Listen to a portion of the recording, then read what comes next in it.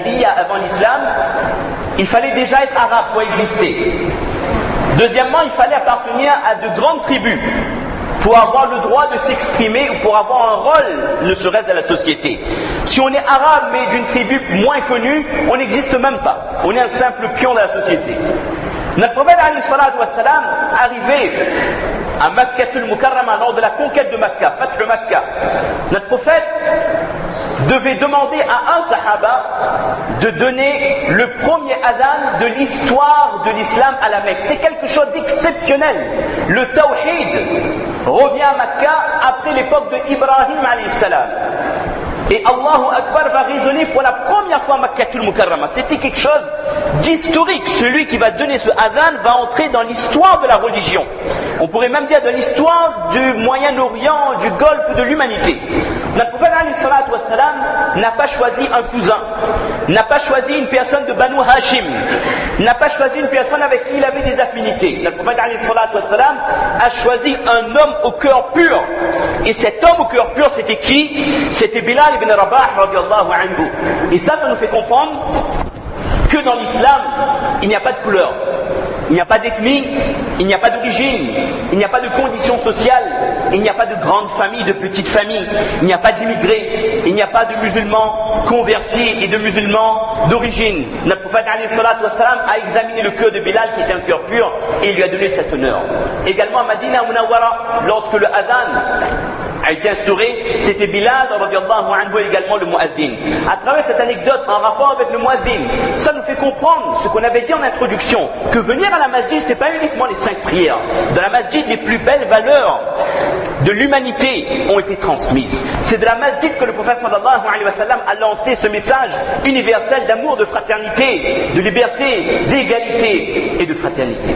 Il ne fait pas de campagne politique, mais ces notions qui sont exceptionnelles, qui font rêver l'Occident, ces notions-là ont déjà été transmises il y a à peu près 1500 années dans la Masjid Nabawi, dans le Haram Makki, dans les mosquées. Et dans nos mosquées en 2010, en 2011, en 2012, quels que soient les endroits du monde, ces valeurs-là, on doit les retrouver. D'ailleurs, mes chers mères et sœurs, regardez où vous êtes assis en ce moment.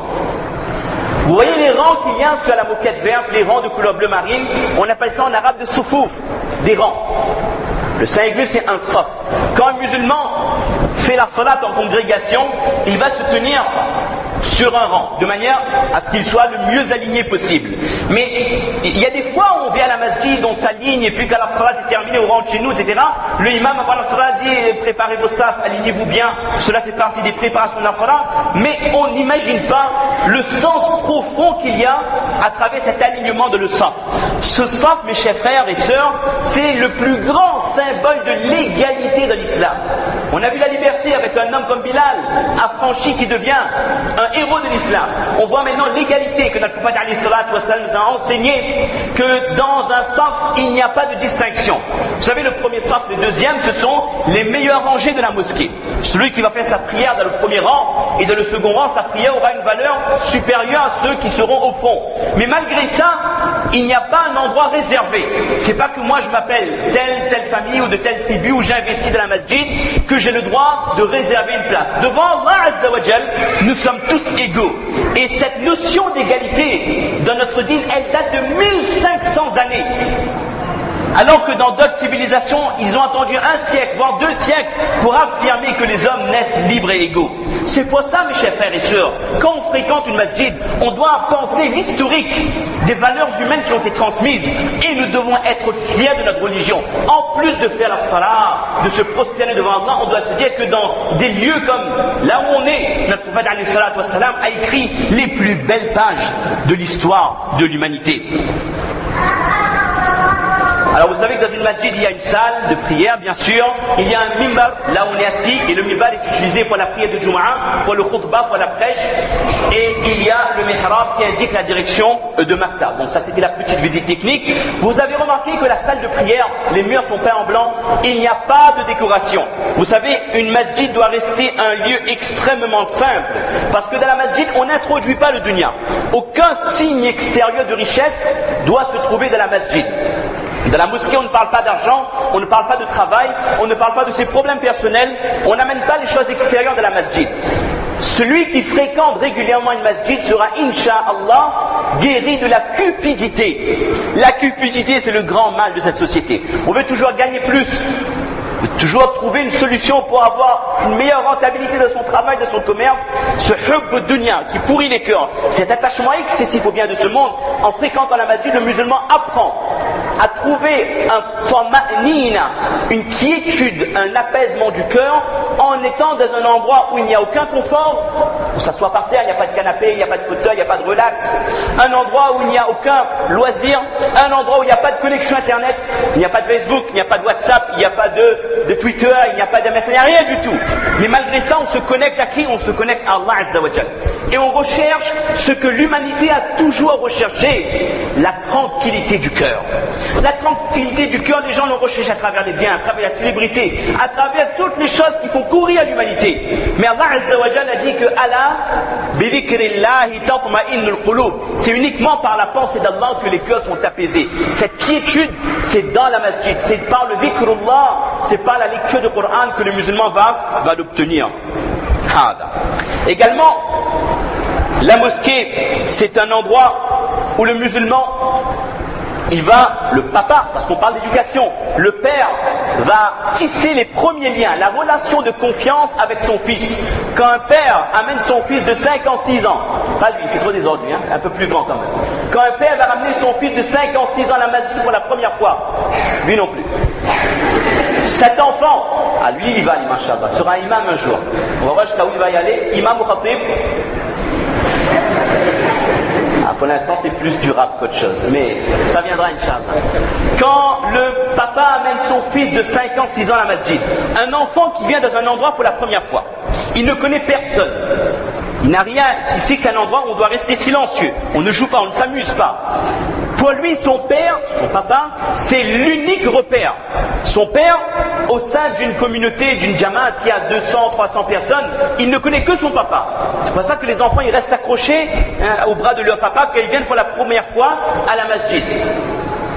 Et il y aura donc une relation de confiance entre lui et son père. Pour lui, mon papa, c'est mon guide. Je peux compter sur lui. Également, comme on a dit, on est dans un endroit où personne ne va le déranger. Il n'y a pas de téléphone, il n'y a pas de jeu, il n'y a pas la PS, il n'y a pas la Wii, il n'y a pas la non, il n'y a rien de tout ça. Ce qui fait qu'il aura une attention maximum. C'est le moment idéal pour qu'un père inculque les valeurs de la religion à son fils. Ce qu'on ne peut pas faire à la maison, devant la télé, ce qu'on ne peut pas faire ailleurs. Mais dans une masjid, par rapport à tous les contextes qu'on a expliqués, l'enfant va être attentif, il sera presque admiratif pour son père. Et il va écouter, il va boire tous les conseils que le papa va lui dire. Également l'enfant, quand il vient à la masjid, il va s'habituer à voir des personnes âgées, des huffaz du Coran, des personnes qui depuis 20 ans, 30 ans sont au premier saf de la masjid, qui lisent le Coran du matin au soir, des hommes pieux, des waliyullah. Et donc cet enfant sera admiratif et il va essayer de trouver ses repères à travers ces gens. Son idéal, ce sera ces gens-là, ces hommes pieux. Alors que dans la vie, à l'extérieur, dans la vie de tous les jours, notre idéal, c'est celui qui a réussi. À l'école, on enseigne aux enfants, il faut travailler dur pour gagner de l'argent, pour avoir un bon travail. Ça devient les objectifs de la vie de nos enfants depuis le cours élémentaire. Mais il faut rétablir le discours. Quand le petit musulman vient à la masjid, il voit que son modèle, ce n'est pas uniquement ceux qui ont réussi, mais son modèle, c'est celui qui se prosterne avec dévotion auprès d'Allah subhanahu wa ta'ala. Et la mosquée également, par rapport au verset Ya bani Adam akhudhu zinatakum inda kulli masjid. Quand un musulman vient à la masjid, il va mettre de beaux habits, il va se parfumer, il va se faire beau pour son créateur. Et combien de fois par jour il va se faire beau pour son créateur? 5 fois. Alors imaginez ce musulman qui se purifie 5 fois, qui met des beaux habits 5 fois par jour, qui se parfume 5 fois par jour. Il va essayer de parfaire son aspect extérieur, tout en essayant de parfaire son aspect intérieur, sa spiritualité pour Allah Azza wa Jal. Ça nous montre que notre dîner il est complet. En même temps, on travaille le cœur, les actions, la relation avec Allah, mais en même temps, Allah Azza wa Jal nous demande de travailler l'apparence physique et l'extérieur du mu'min, l'extérieur du musulman. On avait dit tout à l'heure que la priorité, on va terminer, on attend juste que le premier intervenant vienne. Je ne sais même pas si il est prêt, donc quand il sera là, Inch'Allah, on va s'arrêter. On avait dit que la première priorité du prophète sallallahu alayhi wa sallam, c'était de construire une masjid. La deuxième priorité, c'était d'assurer, alors ça je vous conseille de noter, c'était d'assurer ou d'enregistrer la fraternité entre les musulmans, par le mu'akhat, les gens qui viennent de Makkah, ils s'installent, ils n'ont pas d'argent, ils n'ont pas de maison. Le prophète va décréter que ces gens-là sont les frères de Ahl Makkah, de Ahl Madina, des Ansar, qui vont les accueillir. Et vous savez, c'est un fait unique dans l'histoire des civilisations. Vous avez une quantité d'immigrants qui arrivent dans une ville et il n'y a jamais eu un sans domicile fixe. Les gens qui arrivaient, qui n'avaient pas de maison, allaient dormir chez les Ansar. Et les Ansar, pour eux, c'était un honneur que d'être frère avec quelqu'un qui vient d'arriver, d'être frère avec quelqu'un de Makkah. Ça, c'est la beauté qu'il y a dans les choses, le tashri' de ce que le prophète a instauré en arrivant à Madina Munawwara. Et la troisième priorité, c'était de garantir des relations saines avec les autres communautés. Les 3 tribus yahoud qui habitaient à Madina, le prophète a fait le maximum pour signer des traités pour que musulmans et juifs vivent ensemble dans une même ville avec entente et muhabba, qu'il y ait un pacte de non-agression. Et ça doit être ça également la priorité, les 3 priorités du musulman. Adorer mon Seigneur, adorer Allah par le biais de la construction de la masjid, faire en sorte que les relations soient cordiales au sein de la société, le muhabba, le mawadda, le ta'awun, lui sera porté. Et troisièmement, faire en sorte qu'on vit dans une société et qu'on ait une entente parfaite entre musulmans et les personnes qui appartiennent à d'autres communautés. Donc, mes chers frères et sœurs, je pense que l'intervenant va arriver dans cette masjid. Ces valeurs-là nous ont été transmises par le prophète sallallahu alayhi wa sallam.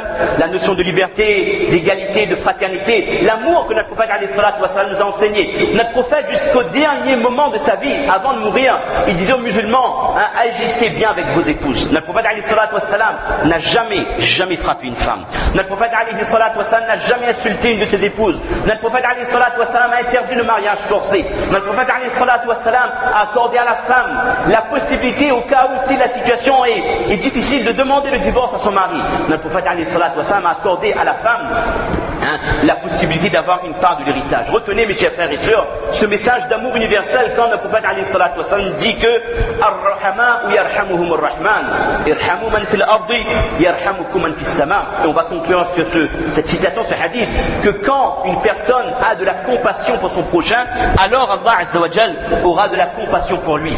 Celui qui a de l'amour pour son prochain, Allah Ta'ala également va l'aimer. Tandis que celui qui refuse son prochain, celui qui agit de manière incorrecte avec son prochain, sans akhlaq, contrairement à l'enseignement du prophète sallallahu alayhi wa sallam, cette personne sera également refusée par Allah le jour des comptes. Et quand on dit irhamu man fil ard, agissez avec compassion envers toutes les personnes, c'est sans distinction de religion. Que la personne soit musulman, chrétien, juif, quelles que soient les religions, ou que la personne n'ait pas de religion, notre prophète alayhi salatu wassalam nous a enseigné que le musulman doit avoir un comportement exemplaire envers ces personnes. Alors normalement à la fin, à l'issue donc de la visite, il y a une séance de questions-réponses. Je suis donc disponible s'il y a des questions. En attendant le qira'a par Mufti Bouzrouk, dès qu'il sera là. S'il y a une question, alors on accordera une seule question. Ou alors on va permettre aux dames de s'installer en bas, parce que on avait dit tout à l'heure que la suite du programme se déroulera au sous-sol. Alors ce que je vous propose, c'est que s'il y a des questions en rapport avec ce qu'on a dit dans la présentation, la visite de la masjid, de toute façon il y aura des séances de questions-réponses après la première intervention. Éventuellement gardez vos questions pour les envoyer tout à l'heure après l'intervention de Mana Ishaq. Donc on va demander à nos frères, à nos sœurs et à nos mères donc de descendre et de prendre place dans la salle qui est réservée aux dames. Et également, il y a des gens qui vont venir au compte-gouttes jusqu'à 10h. Si on s'est bien avancé, Inch'Allah, les gens pourront prendre place à l'arrière de la masjid. Jazakumullah khair. On voit nos jeunes, tous ceux qui sont appuyés contre le mur, ils ont 10 et 15 ans. C'est vrai, c'est les plus âgés en fait. C'est la génération la plus fatiguée, ils ont des rhumatismes, ils ont mal au dos. Contrairement à mashallah, nos grands-parents, nos papas, nos tontons qui sont là. Mais ça se comprend, à force de jouer à la Wii et tout, on a mal partout. C'est tout à fait normal, c'est compréhensible. On aura également rahma pour eux. Ah, ils y vont, hein, ils y restent en plus. Ils n'ont pas compris le message des imams.